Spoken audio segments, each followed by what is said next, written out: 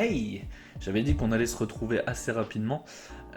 Donc, on va commencer par une vidéo anecdote. C'est parti pour la vidéo anecdote. Première anecdote, la bagarre. J'ai pris un peu de gabarit, mais au début où j'ai commencé, j'étais beaucoup plus fin que ça. La même taille, mais beaucoup plus fin. C'est important pour la suite. Et le service se passe correctement, etc. Il n'y a pas de problème, le bar est rempli, etc. Et au milieu de la soirée, il y a quatre grands gaillards qui viennent s'installer, qui parlaient anglais, mais à l'accent, je suppose qu'ils étaient écossais, parce que ça se reconnaît quand même assez facilement, l'accent écossais, c'est un peu bizarre, un peu dur à comprendre d'ailleurs. Et franchement, le plus petit des quatre, il avait une tête de plus que moi et 3 fois ma largeur actuelle. C'était le plus petit des quatre. Quasiment à la fermeture, donc peut-être une demi-heure avant la fermeture. Donc toute la soirée, ils se sont tapés des bars, ils rigolaient, machin. Et une demi-heure avant la fermeture du bar, donc c'était à peu près à 2h30 quoi, il y en a un qui se lève et qui met une énorme droite à celui d'en face. Ils étaient en croix quoi. Il met une grosse droite à celui d'en face. Et là ça part, tous les quatre Écossais se lèvent, ils commencent à se battre en plein milieu de la salle, mais vraiment violent, genre le tonneau qui était un truc énorme avec du sable dedans, il vole, il balance les tabourets, il y a tout qui vole, il se fracasse la tronche. Mon patron qui était beaucoup plus petit que moi et plus chétif, il me regarde et me dit bah vas-y, va les séparer. Je fais mais non, moi je rentre pas là-dedans, t'es malade ou quoi, je vais me faire vriller 8 os là, c'est pas possible, je vais finir l'hosto. Du coup, malheureusement, on est obligé un petit peu d'attendre que ça se finisse. Ça se finit dans le sens où les deux qui ne se frappaient pas, bon, ils se frappaient avec pour essayer de les séparer, apparemment. Ils arrivent à se séparer, du coup, mon patron vient d'un côté et moi de l'autre pour essayer de les calmer, machin et tout. Et en gros, le gars qui a mis la droite, c'est moi qui me le chopais parce que mon patron avait un peu peur parce que c'était un peu le plus énervé. Du coup, je commence à essayer de comprendre ce qu'il raconte, parce qu'en plus, il était alcoolisé avec l'accent écossais, etc. Donc j'ai du mal à comprendre, et au final, je finis par comprendre ce qui était arrivé. En gros, ils étaient tellement éméchés, tellement défoncés, que son pote, sans faire exprès, lui a avoué qu'il avait couché avec sa femme. J'ai fini par comprendre aussi un truc, c'est que en gros ils étaient partis à faire le tour de l'Europe et c'était leur première grosse étape là où on était, le bar où on était, c'était la première ville étape. Donc c'était leur deuxième jour de vacances, ils avaient 15 jours ensemble et ils avaient pris tous les hôtels et tout pour faire le tour de l'Europe et son pote, qui est un de ses meilleurs potes, lui avoue ça. Et je pense que ça s'est très mal fini à mon avis, la suite a pas dû être folklore pour les quatre. Deuxième anecdote, la moquerie c'est pas bien mais c'est rigolo. Bon, j'étais nouveau avec une nouvelle équipe en gros dans un resto et il y avait une de mes collègues qui était extrêmement sympa, vraiment très très sympa et tout, toujours la joie de vivre et tout, mais elle avait pas inventé le fil à couper l'eau chaude. Des fois, elle faisait des trucs un peu idiots. C'est pas elle qui nous intéresse. Elle fait partie de l'équation de cette histoire, mais c'est pas elle qui nous intéresse. En gros, il y a 4 personnes qui arrivent. Genre 4 personnes, chaque personne. Donc ils étaient pas très grands, mais chaque personne faisait à peu près 5 fois moi en largeur. Mais vraiment. Pas de grossophobie ou quoi, c'est vraiment le gabarit qu'ils avaient, les 4. Donc c'était les parents, la fille et le fils. Dans ce restaurant-là, on avait des tables avec des banquettes, sauf que ils étaient fixés en fait, on pouvait pas les bouger. Donc l'espace était obligatoire, cet espace-là, tu pouvais pas bouger les chaises, c'était vraiment des banquettes fixes. Et ma collègue qui les accueille capte pas en gros qu'il y aurait un problème, elle les place dans les banquettes. Déjà, pour rentrer dans la banquette, les 2 premières personnes ont mis 5 minutes à galérer à se frotter contre le canapé pour rentrer au fond de la place. Moi et un collègue qui sommes très moqueurs, on voit ça, on fait mais elle a quand même pas osé les mettre là.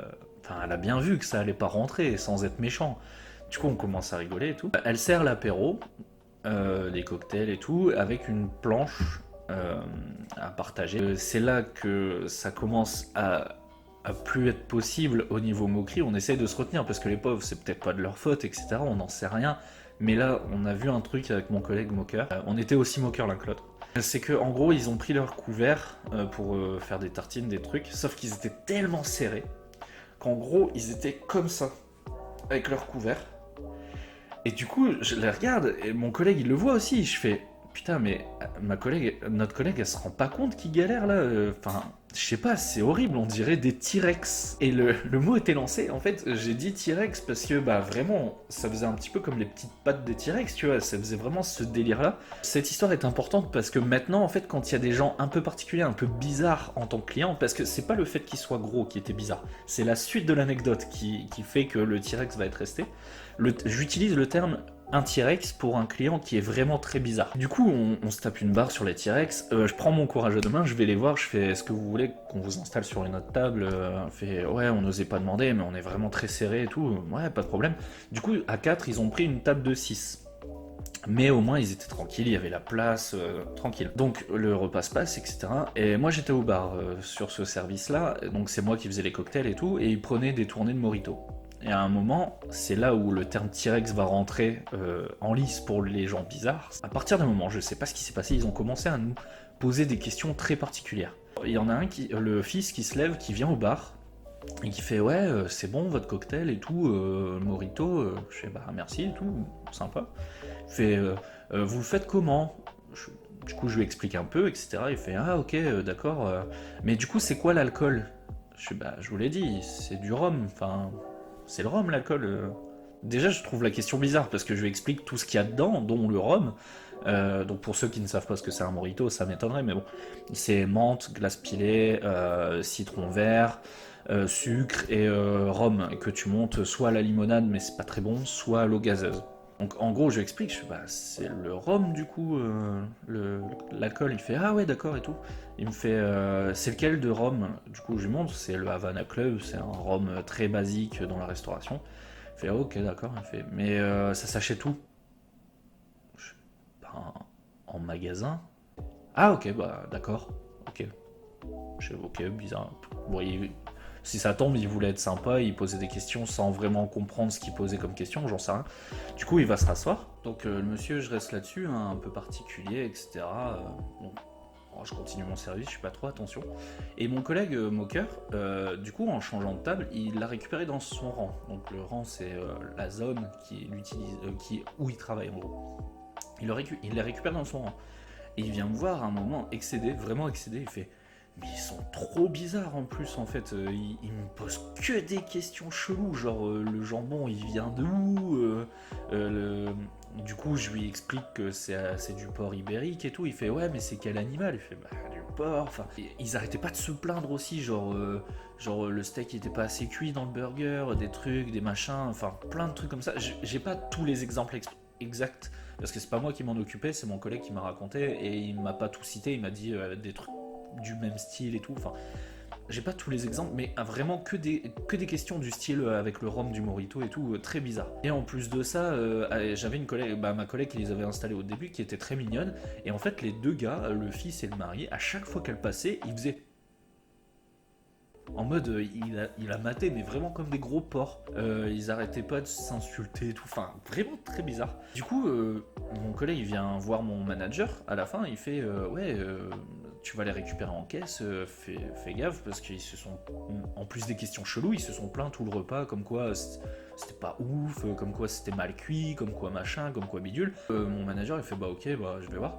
C'est le daron qui se lève pour aller payer machin. Et puis il fait du coup ça s'est bien passé monsieur, j'ai entendu comme quoi il y a eu quelques plaintes. Il fait ah non vraiment parfait, magnifique, on reviendra et tout. Du coup mon manager il comprend pas, il fait bah, attends, je fais bah vous étiez pas plein des cuissons et tout. Il fait non mais c'était pour faire chier, en vrai tout s'est bien passé et tout. Du coup on comprend vraiment pas. Ils sont partis. On fait putain, on n'a pas envie de les revoir parce qu'il a dit on reviendra et tout. Je suis resté pas mal de temps dans ce resto et on les a jamais revus. Avec ce collègue-là, tout le temps où on a travaillé ensemble, quand il y avait des gens un peu bizarres de ce style-là, on les appelait les T-Rex. Et du coup, c'est pour ça que je vous raconte cette histoire dans la première vidéo anecdote, c'est parce que le terme T-Rex, je l'ai gardé. Ça fait longtemps que je le garde en fait pour les gens bizarres, les clients bizarres. Et ça fait un peu un nom de code, tu vois, sans être méchant, etc. Voilà pour les deux anecdotes, les deux premières anecdotes de cette chaîne. J'espère qu'elles vous ont fait marrer et que je les ai bien racontées. Et on se retrouve, je pense, pour une réaction d'émission ou de choses comme ça de resto pour la prochaine vidéo. Allez, à bientôt.